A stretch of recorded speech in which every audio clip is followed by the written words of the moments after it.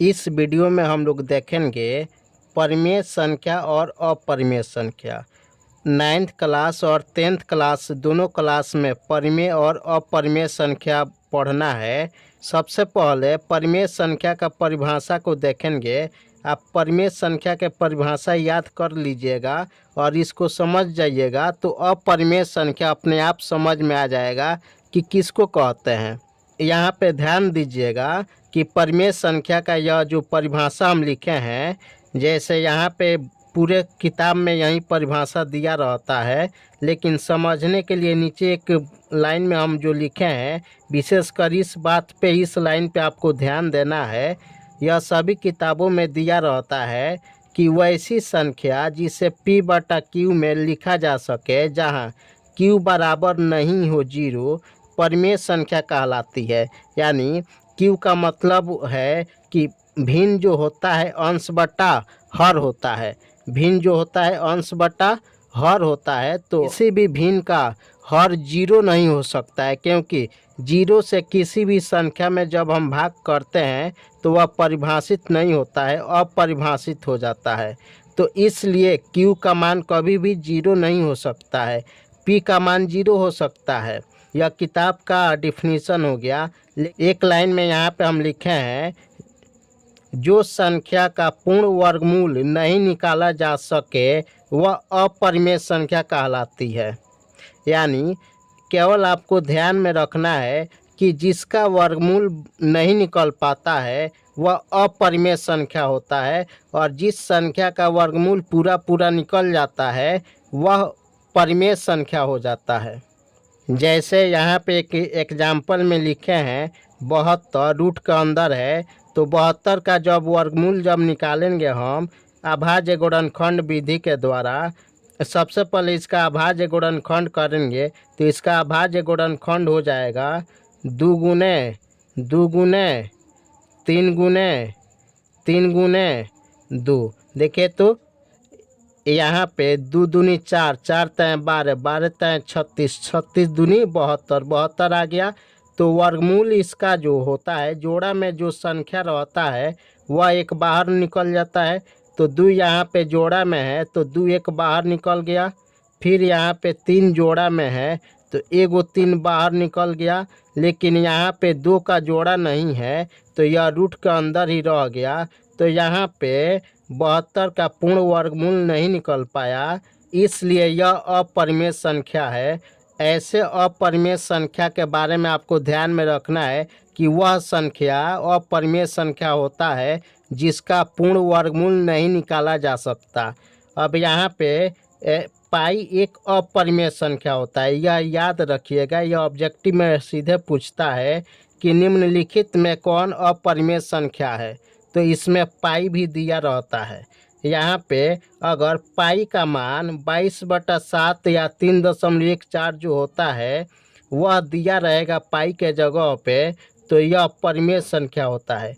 केवल पाई दिया रहेगा तो अपरिमेय संख्या होगा, और पाई का मान 22/7 दिया रहेगा या 3.14 दिया रहेगा तो यह परिमेय संख्या होगा। परिमेय और अपरिमेय पर आधारित कुछ क्वेश्चन को हम लेकर के आए हैं यहाँ पे। तो यहाँ पे इस क्वेश्चन को बनाने के बाद में आपको परिमेय और अपरिमेय संख्या में कोई परेशानी नहीं होगा बनाने में क्वेश्चन। तो इस सभी क्वेश्चन को हमारे साथ आप सॉल्व करके देखिए कि कितना क्वेश्चन आप सॉल्व कर पाते हैं।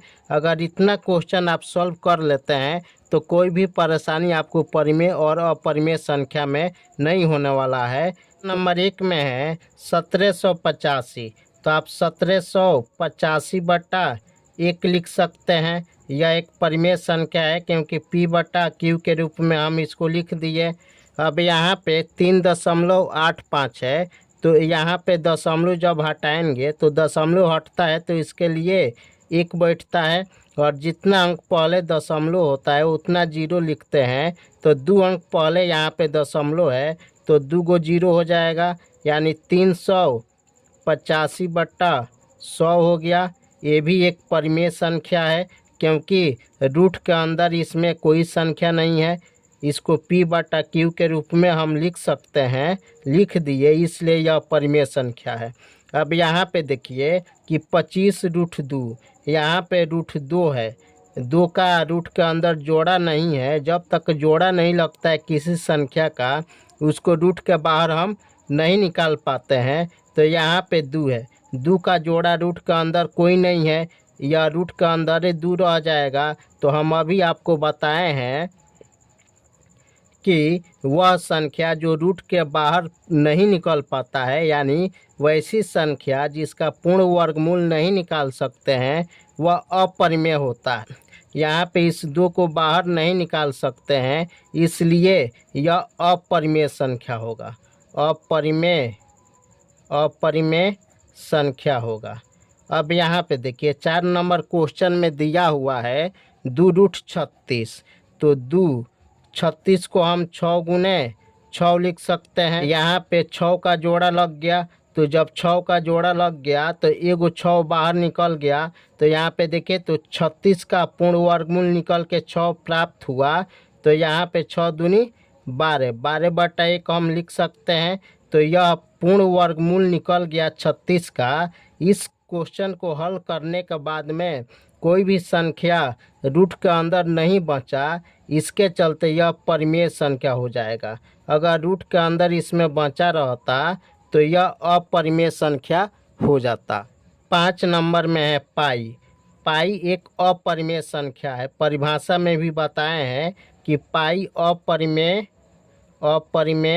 संख्या है, अपरिमेय संख्या है। अगर पाई के जगह पे 22/7 दिया रहता तो यह परिमेय संख्या होता, या पाई के जगह पे 3.14 दिया रहता तो ये भी परिमेय संख्या होता। क्वेश्चन नंबर 6 में है 2 + √3। यहाँ 2 परिमेय संख्या है और √3 अपरिमेय संख्या, क्योंकि 3 को हम बाहर नहीं निकाल सकते हैं, 3 का पूर्ण वर्गमूल हम नहीं निकाल सकते हैं। तो परिमेय संख्या और अपरिमेय संख्या का योग हमेशा अपरिमेय संख्या होता है। तो यहाँ पे इसका आंसर हो जाएगा अपरिमेय संख्या, अपरिमेय संख्या। अब यहाँ पे देखिए क्वेश्चन नंबर 7। क्वेश्चन नंबर 7 में है 5 + √13 - √13। अब इसको जब हल करेंगे तो प्लस में √13 है और माइनस में √13 है। तो प्लस √13 से माइनस √13 कैंसिल हो जाएगा, कट जाएगा। तो यहाँ पे केवल 5 बचेगा। तो आंसर इसका 5 आया।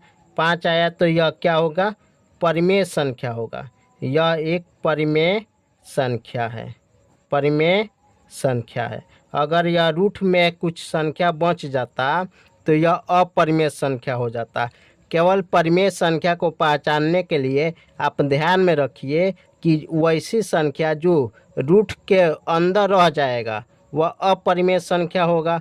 अपरिमेय संख्या पहचानने का यही एक तरीका है, और रूट वाला क्वेश्चन ऑब्जेक्टिव में देता है तो आप आसानी से बता सकते हैं जिस संख्या का पूर्ण वर्गमूल निकल जाएगा वह परिमेय संख्या हो जाएगा, और जिसका पूर्ण वर्गमूल नहीं निकलेगा वह अपरिमेय संख्या होगा। आप इस वीडियो को अंत तक देखिए, इसके बाद आपको परिमेय और अपरिमेय संख्या में कोई परेशानी नहीं होगा। अब यहाँ पे दिया है 8 नंबर क्वेश्चन में 7 + 5√2। 7 एक परिमेय संख्या है और 5√2 एक अपरिमेय संख्या है, क्योंकि इस 2 को हम रूट के बाहर नहीं निकाल सकते हैं, यह 2 रूट के अंदर ही रहेगा। तो यह एक अपरिमेय संख्या हो गया, और एक 7 परिमेय संख्या है। तो परिमेय संख्या और अपरिमेय संख्या का योग हमेशा अपरिमेय संख्या होता है। तो इसका आंसर अपरिमेय संख्या होगा, अपरिमेय संख्या। अब यहाँ पे क्वेश्चन नंबर 9 में 0 है। तो 0 में बहुत कन्फ्यूजन होता है कि यह परिमेय संख्या है कि अपरिमेय संख्या। तो 0 को भी हम संख्या रेखा पे दर्शाते हैं। जब भी पूर्ण संख्या को हम संख्या रेखा पे दर्शाते हैं तो पूर्ण संख्या 0 से लेकर के शुरू होता है। तो 0 को हम संख्या रेखा पे दर्शाते हैं, तो 0 को हम 0/1 लिख सकते हैं, लेकिन 1/0 हम कभी नहीं लिख सकते हैं, क्योंकि 0 से हम किसी भी संख्या में भाग नहीं दे सकते हैं, यह अपरिभाषित है। लेकिन 0 में हम 1 से भाग कर सकते हैं, तो 0/1 हम लिखेंगे तो 0 भी एक परिमेय संख्या है। यह 0 एक परिमेय संख्या है, परिमेय संख्या है।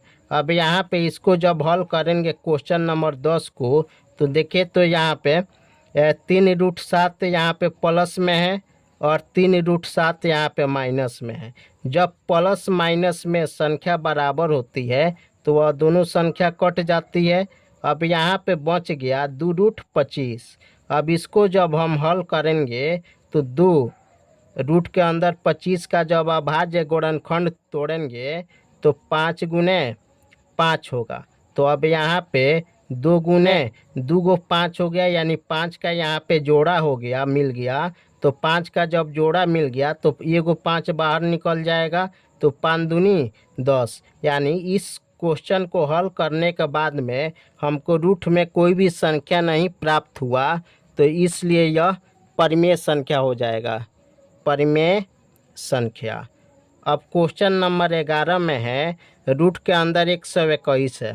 अब 121 का वर्गमूल 11 होता है, यानी 121 का पूर्ण वर्गमूल हम निकाल दिए, 11 हो गया, तो यह एक परिमेय संख्या होगा। अगर रूट में कोई भी संख्या दिया रहेगा तो उसको पहले हम हल करके देखते हैं। अगर हल करने के बाद में रूट में कोई भी संख्या प्राप्त नहीं होगा तो वह एक परिमेय संख्या होगा। अगर रूट में कोई संख्या प्राप्त हो जाएगा, जैसे यहाँ पे इसको हल किए तो रूट के अंदर प्राप्त नहीं हुआ, तो यह परिमेय संख्या हो गया। और यहाँ पे इसको हल किए तो यह रूठे के अंदर प्राप्त हुआ, यानी यहाँ पे 2 को हम पूरा बाहर नहीं निकाल सकते हैं, जिसके चलते यह अपरिमेय संख्या हो गया है। इतना क्वेश्चन बनाने के बाद में आपको थोड़ा भी कन्फ्यूजन परिमेय और अपरिमेय संख्या में नहीं होना चाहिए। यहाँ पे 3 पाई दिया हुआ है। पाई आपको मालूम है कि पाई एक अपरिमेय संख्या है, और अपरिमेय संख्या में जब परिमेय संख्या से गुना करते हैं तो वह अपरिमेय संख्या ही होता है। यानी यह 3 पाई जो है यह अपरिमेय संख्या हो जाएगा, अपरिमेय संख्या। अब यहाँ पे 18/25 है, तो इसको हम P/Q के रूप में पहले ही ये दिया हुआ है, तो ये भी एक परिमेय संख्या है, क्योंकि यह रूट के अंदर कोई संख्या इसमें है नहीं।